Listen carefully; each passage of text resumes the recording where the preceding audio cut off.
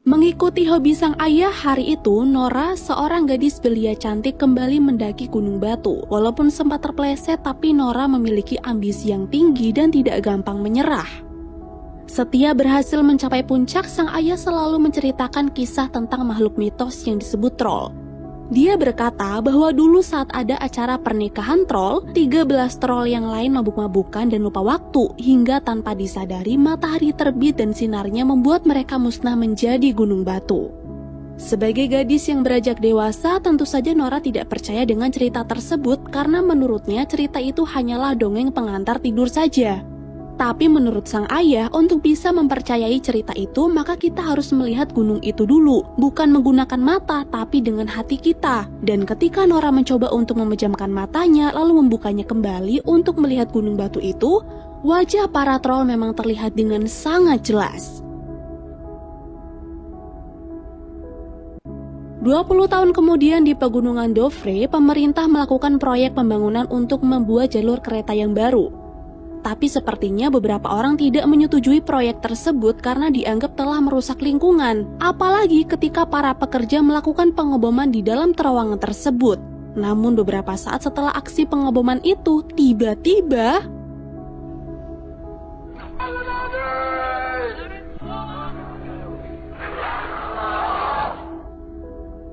alhasil dari kejadian itu, 4 pesawat militer Norwegia pun langsung dikerahkan ke lokasi kejadian karena banyak korban yang berjatuhan. Dan karena menyadari adanya keanehan dari kejadian tersebut, Jenderal langsung menyuruh bawahannya untuk menghubungi Perdana Menteri.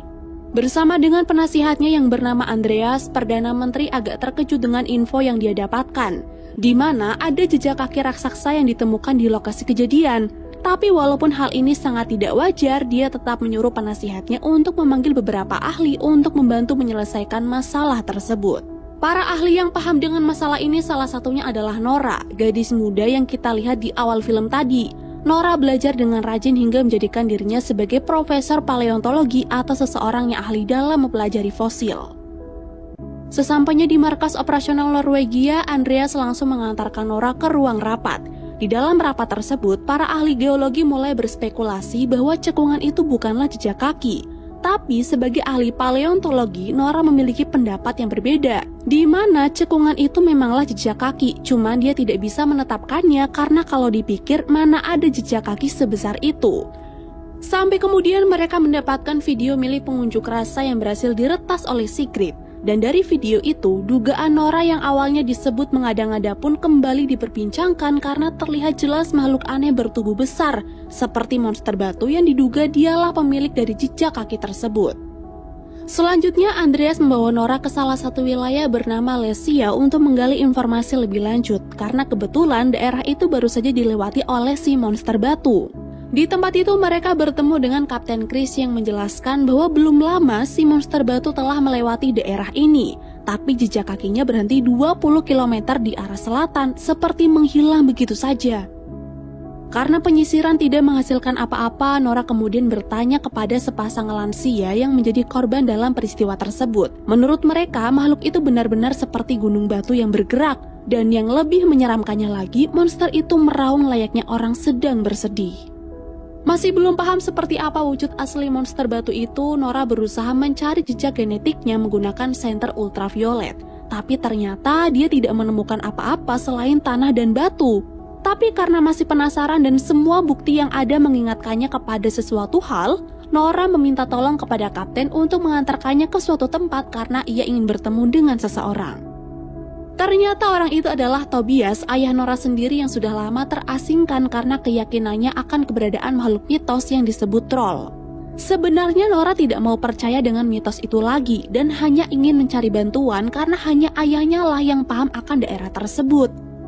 Tapi setelah Tobias melihat rekaman videonya, dia langsung yakin kalau penelitiannya selama ini memang benar, troll itu memanglah nyata. Walaupun rasanya sangat tidak mungkin, tapi Nora, Andreas, dan Kapten Chris tetap OTW ke titik koordinat di mana jejak kaki monster itu berhenti. Di sana Tobias langsung melakukan pengecekan yang mungkin kalau dilihat agak aneh. Bahkan Nora saja sampai memberikan penjelasan ke Andrea dan Kapten Chris kalau ayahnya ini memang punya riwayat kejiwaan gara-gara penelitiannya sendiri. Lalu karena tidak tahan melihat tingkah laku ayahnya, Nora segera menghampiri sang ayah dan berusaha menyadarkan beliau kalau troll itu tidak ada. Tapi ketika awan mendung datang, Nora tiba-tiba mencium bau aneh dan kemudian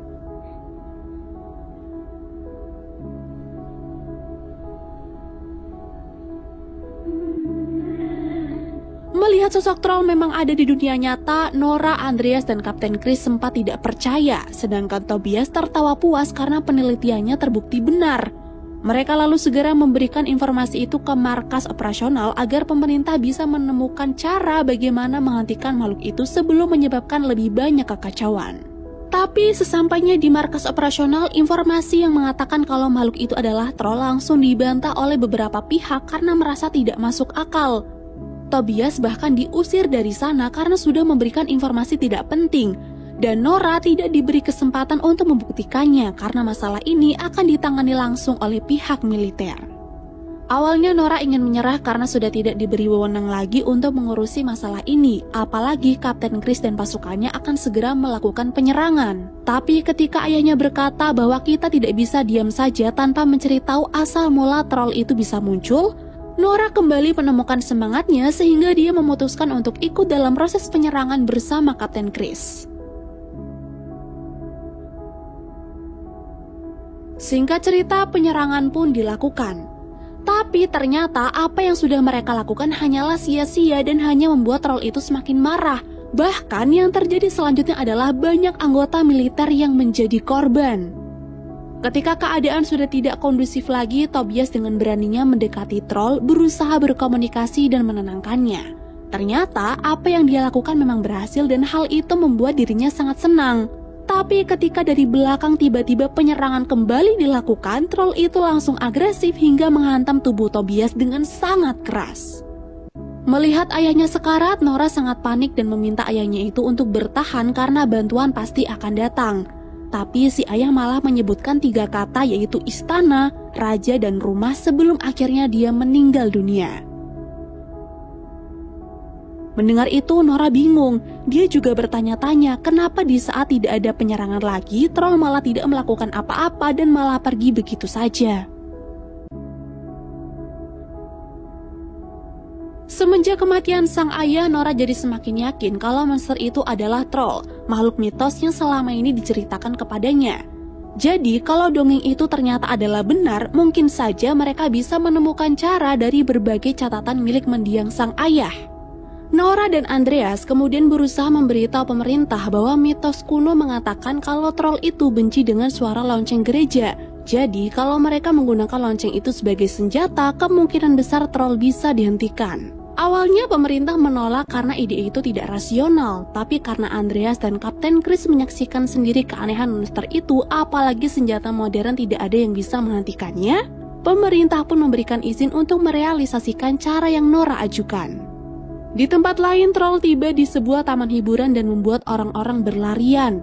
Awalnya troll ini hanya diam saja dan tidak melakukan penyerangan apapun. Tapi di saat Nora dan pasukan militer datang sambil membawa beberapa lonceng gereja, pembantaian dan kerusakan pun kembali terjadi karena troll memang benci sekali dengan bunyi lonceng-lonceng itu. Berita mengenai keberadaan troll pun akhirnya diketahui oleh berbagai negara. Karena sudah membuat seluruh warga kota resah dan kekacauan sudah terjadi di mana-mana, ditambah monster itu kini sedang menuju ke arah ibu kota Norwegia, orang-orang pun mulai menuntut pemerintah untuk segera menyelesaikan masalah tersebut. Sekembalinya Nora ke markas operasional, dia mengajak Perdana Menteri untuk mencari tahu dulu tentang seluk-beluk monster troll ini sebelum menghentikannya, karena jika mereka gegabah semuanya akan sia-sia saja. Tapi sayangnya Perdana Menteri menolak dengan alasan tidak ada waktu lagi. Dia masih tidak percaya dengan teori troll milik Nora dan akan tetap melakukan penyerangan sebelum monster itu memasuki ibu kota. Kini Perdana Menteri dan kepala pemerintahan sedang menyusun rencana untuk membunuh si monster menggunakan rudal. Mendengar rencana tersebut, Andreas tentu saja tidak setuju karena apa yang akan mereka lakukan tetap saja membuat ibu kota menjadi hancur. Andreas kemudian memutuskan untuk mengundurkan diri. Dia menyusul Nora yang akan pulang dan memberitahu wanita itu jika pemerintah akan mengevakuasi warga kota karena mereka akan melepaskan rudal untuk menghentikan si monster troll. Karena Andreas yakin apa yang akan dilakukan pemerintah adalah hal yang sia-sia, Andreas memilih untuk membantu Nora dalam mengungkap kebenaran tentang makhluk itu. Berbekal catatan milik ayahnya, Nora melihat nama Sinding beberapa kali ditulis dalam catatan tersebut. Nora yang tidak paham kemudian bertanya pada Andreas, dan secara tiba-tiba yang terlintas di pikiran pria itu adalah Richard Sinding, seorang penjaga gerbang dan juga pejabat senior di istana kerajaan. Mengingat perkataan ayahnya sebelum meninggal, Nora berpikir mungkin Richard Sinding juga punya kaitan penting dengan masalah ini. Makanya di saat itu juga Andreas dan Nora segera menuju ke istana kerajaan untuk menemui pria tersebut. Sesampainya mereka di sana, Nora dan Andreas sempat ditodong senjata karena diduga akan melakukan kejahatan. Tapi ketika Richard Sinding datang, keduanya langsung dipersilahkan masuk karena Richard mengenal Nora sebagai anak dari Tobias yang ternyata adalah teman baiknya dulu. Seperti sudah paham apa yang Nora cari, Richard kemudian menuntun mereka ke sebuah terowongan rahasia yang mana di tempat itu Richard mengungkap kebenaran tentang troll di Norwegia. Ternyata selama ini istana kerajaan Norwegia dibangun di atas kerajaan troll dan para pemimpin terdahulu tega membantai keluarga troll demi membangun kerajaan mereka sendiri. Tapi anak dari Raja Troll dulu sempat dibawa ke pegunungan Dovre lalu dibiarkan mati di sana. Selain itu, Nora juga mengetahui kalau ayahnya sengaja diasingkan karena sudah mengetahui semua rahasia kerajaan itu. Mendengar penjelasan dari Richard, Nora sekarang paham jika troll yang kini sedang menuju ke ibu kota adalah anak dari Raja Troll. Dia memang sengaja menuju ke tempat itu karena dia ingin kembali ke rumahnya yang dulu. Jika kini teori milik ayahnya adalah benar, maka satu-satunya hal yang bisa menghentikan troll itu adalah dengan menggunakan cahaya matahari. Ya memang sih, beberapa hari yang lalu mereka sempat melihat troll keluar di siang hari. Tapi nyatanya monster itu tidak pernah terkena cahaya matahari secara langsung alias datang pas lagi mendung. Setelah menemukan solusinya, Nora dengan cepat menghubungi Kapten Chris untuk meminta kerjasama, sedangkan Andreas meminta bantuan dari Sigrid untuk meretas sistem peluncuran rudal yang ada di markas operasional. Dia menyuruh Sigrid melakukan itu agar waktunya bisa diulur karena kini Andreas dan Nora akan melakukan sesuatu yang lain. Walaupun rasanya mustahil, tapi ternyata Sigrid berhasil meretas sistemnya. Di sisi yang lain, Kapten Chris juga sudah meminta bala bantuan tanpa sepengetahuan pemerintah. Sedangkan Nora dan Andreas akan pergi menemui troll sambil membawa salah satu tengkorak keluarga troll. Ternyata tengkorak itu sengaja dibawa oleh Nora karena dia ingin memancing troll ke tempat yang sudah ditentukan. Dan bener Cok, ketika troll melihat tengkorak keluarganya ada di depan mata, dia sangat murka dan langsung mengejar Nora. Di saat Nora sedang berusaha menghindari troll, di waktu yang sama Sigrid ketahuan juga oleh atasannya. Sistem pun kembali diambil alih dan kemungkinan rudal akan segera diluncurkan. Setelah mati-matian memancing si monster, Nora dan Andreas akhirnya berhasil juga menggunakan sinar UV dari beberapa tanning bed yang dibawa oleh Kapten Chris dan pasukannya. Mereka sukses membuat troll itu kesakitan. Melihat kejadian tersebut, markas militer pun jadi bingung apakah mereka harus melepaskan rudal itu atau tidak. Tapi setelah mengetahui kalau ada manusia di lokasi tersebut, pengoboman pun akhirnya dibatalkan. Di sini Nora memang berhasil menjalankan rencananya, tapi mendengar raungan kesakitan dari si monster, Nora jadi kasihan dan langsung menghentikan mesin tanning bed itu. Dia kemudian lari menghampiri troll dan sambil menangis, dirinya berusaha melindungi troll tersebut dengan menyuruhnya kembali ke pegunungan dan dia berjanji tidak akan pernah mengganggu lagi. Namun sayangnya semua itu terlambat.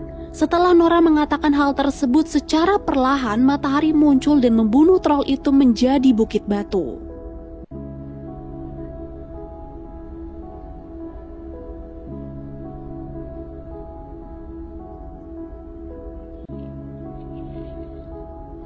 Walaupun sedih akan kematian si monster, tapi Nora juga lega, akhirnya kota menjadi aman kembali. Dia kemudian menamai bukit batu itu dengan sebutan Tobias sama seperti nama ayahnya, lalu pulang bersama Andreas sambil bertanya-tanya, apakah masih ada troll yang hidup jauh di dalam pegunungan Norwegia?